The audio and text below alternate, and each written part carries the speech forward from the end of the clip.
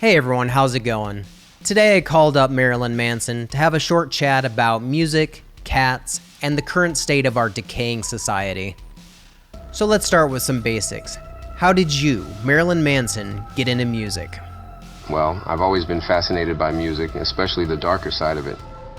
I started out in a band called Marilyn Manson and the Spooky Kids back in the late 80s, and we played a lot of shows in the Florida area.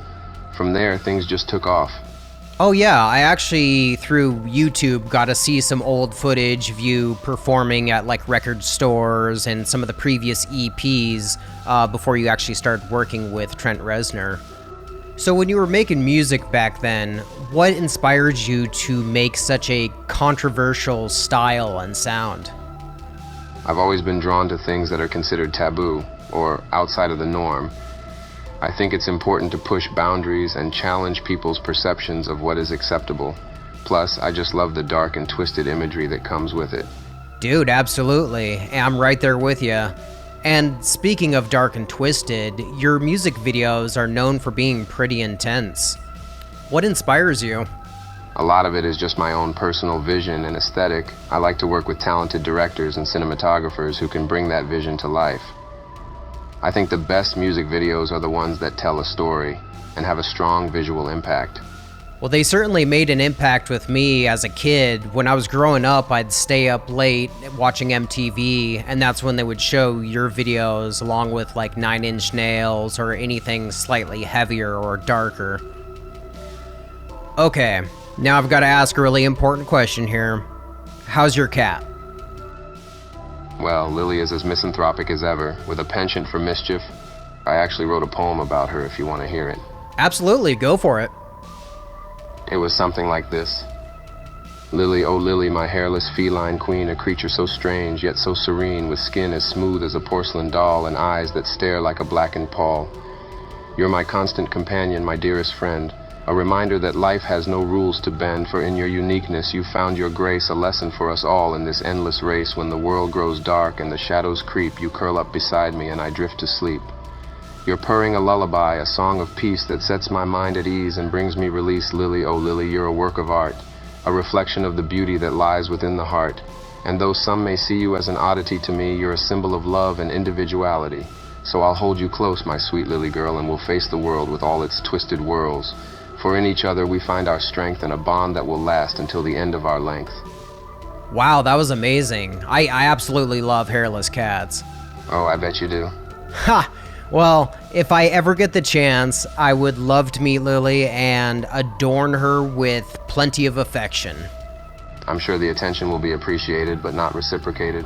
Yeah, that sounds like cats for you. Are you a cat dad? I'm actually terribly allergic to cats, even though I love them. So I'm kind of like a cat stepdad or like a cat cool uncle, where the neighborhood cats will come and visit me, and then I'll pet them a little bit or feed them like pepperoni or whatever. Dope. So getting back to music a little bit, I was actually curious if you were able to hear my cover of your song Astonishing Panorama of the End Times. It was a cover I did kind of last minute for my Halloween mix playlist thing that I did for Nordgeist. I did actually. Your version seemed to be a good tribute, a bit more on the black metal side with vocals. We should duet sometime, Mr. Nordgeist. I would be super down for that. I think it would sound amazing with us working together. I could do anything from like not only just screaming and metal shit, but like also some guitar or bass or whatever you need, man. Now with your music, do you have anything that you're currently working on or something coming up? Yeah, I'm currently working on a new album that I'm really excited about. It's going to be a bit different from my past work, but still in the same vein as Antichrist. I'm thinking of making it a bit more death metal with some beefy riffs. I'm also looking to collaborate with some other artists too.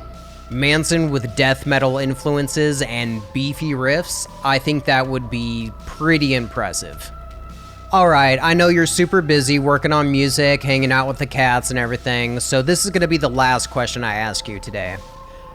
Now, what advice would you personally give to an up-and-coming artist who wants to make it in the music industry?